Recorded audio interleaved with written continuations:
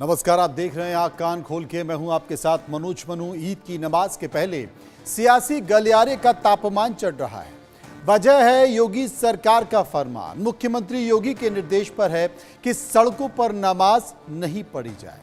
जो नियमों का उल्लंघन करेगा उस पर सख्त कार्रवाई की जाए। वहीं संभल पुलिस ने दुर्घटना का हवाला देकर छत पर नमाज पढ़ने पर भी पाबंदी लगा दी है, जिससे समाजवादी पार्टी के सांसद जियाउर रहमान वर्ग और कांग्रेस सांसद इमरान मसूद भड़क उठे हैं। मुसलमानों से धार्मिक आजादी छीनी जा रही है, ये भी आरोप लगाए जा रहे हैं। इस बीच दिल्ली में भी सड़कों पर नमाज पढ़ने पर पाबंदी लगाने की मांग उठने लगी है। बीजेपी विधायक करनैल सिंह ने बाकायदा इसके लिए दिल्ली पुलिस कमिश्नर को चिट्ठी भी लिखी है। ऐसे में सवाल है कि सड़कों पर नमाज पढ़ने से लोगों को परेशानी होती है, तो इसकी जिद क्यों है? और सड़कों पर नमाज पढ़ने पर पाबंदी है तो फिर सियासत क्यों है? आज इसी मुद्दे पर हम चर्चा करेंगे। चर्चा के पहले एक रिपोर्ट गौर से देख लीजिए।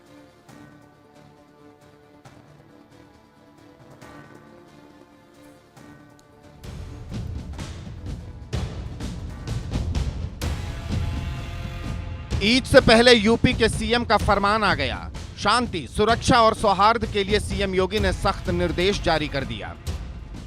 यूपी पुलिस को सीएम योगी ने निर्देश दिए कि संवेदनशील जगहों पर निगरानी रखें।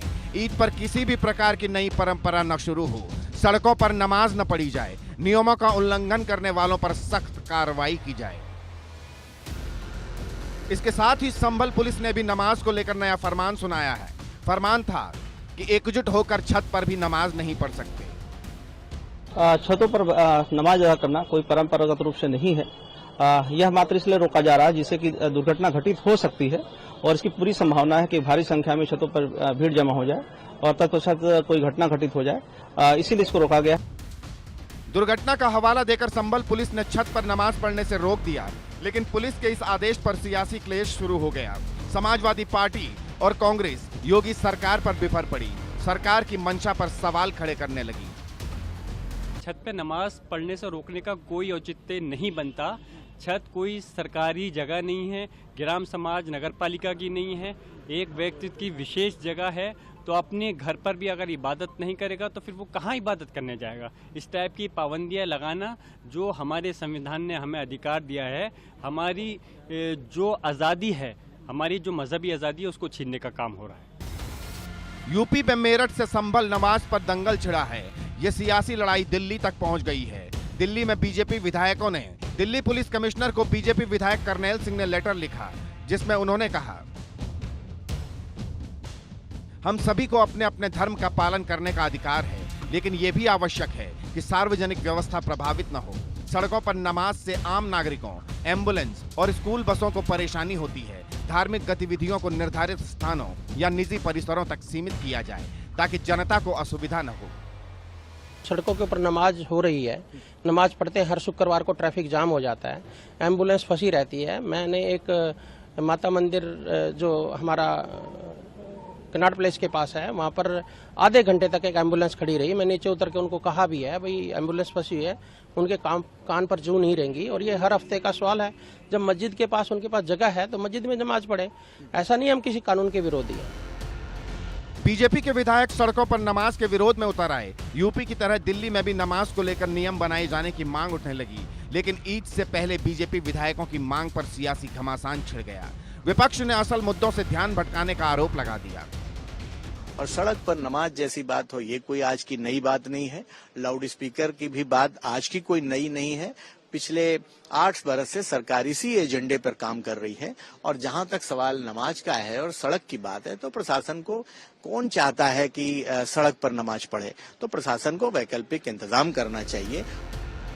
ईद से पहले नमाज को लेकर सियासी गलियारे का तापमान चढ़ रहा है। मेरठ, संभल से लेकर दिल्ली तक सियासी घमासान बढ़ रहा है, लेकिन सवाल है कि सड़क पर नमाज से लोगों को परेशानी होती है, तो इसकी जिद क्यों? और सवाल ये भी, क्या यूपी की तरह दिल्ली में सड़क पर नमाज पढ़ने पर बैन लगेगा? Bureau report, India news.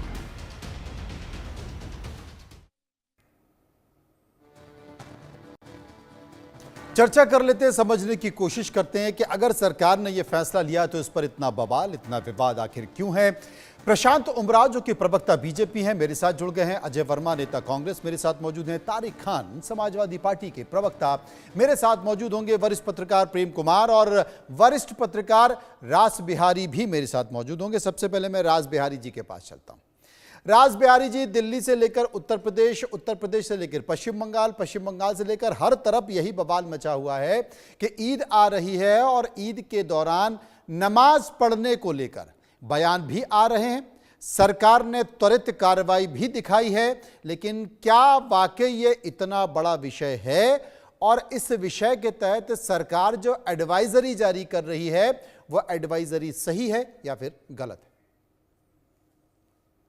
देखिए मनोज, अभी 4-5 दिन पहले गाजियाबाद में एक सीट है, लोनी जगह है, वहां के विधायक हैं बीजेपी के कनकिशोर गुर्जर। वो उनके यहाँ कुछ कथा का आयोजन था, तो उन्होंने पुलिस को कोई परमिशन मांगी थी कि शोभा यात्रा निकालने की, उनको नहीं मिली। तो कहते हैं कि पुलिस के साथ उनकी बहुत खींचातानी हुई, जिसमें उनके कपड़े फट गए। उन्होंने इसमें बाद में प्रेस कॉन्फ्रेंस भी की थी। अगर कानून की बात है कि भाई कानून को बनाए रखना है, सुरक्षा बनाए रखनी है, तो बिना पुलिस और प्रशासन के जो जब तक कोई इजाजत ना मिले आप कोई आयोजन भी नहीं कर सकते। और सड़कों पर रोक लगाने के मामले में तो कोर्ट के भी आदेश है कि सड़कों को आप नमाज ना पढ़ने दें या जो भी कुछ है कि वो उसको यातायात के लिए आप सुगम रूप से बनाए रखें।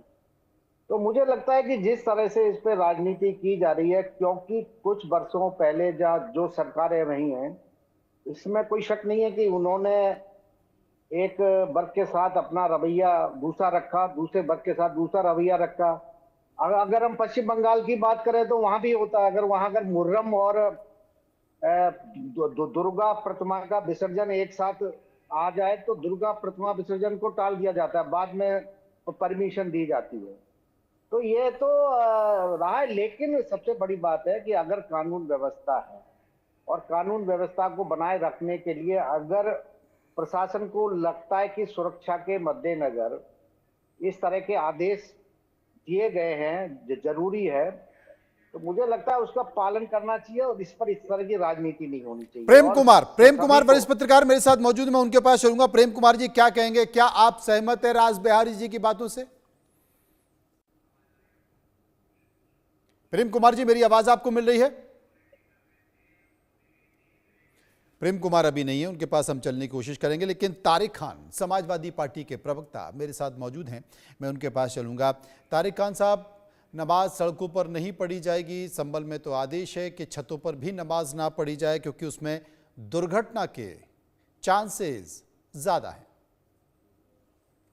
मोदी जी एक तरफ तो सिमई बांट रहे हैं, सौगातें मोदी सुना मैंने कि 32 लाख मुसलमानों को बांटी जाएंगी, बिल्कुल सिमई बांटी जाएगी, है ना।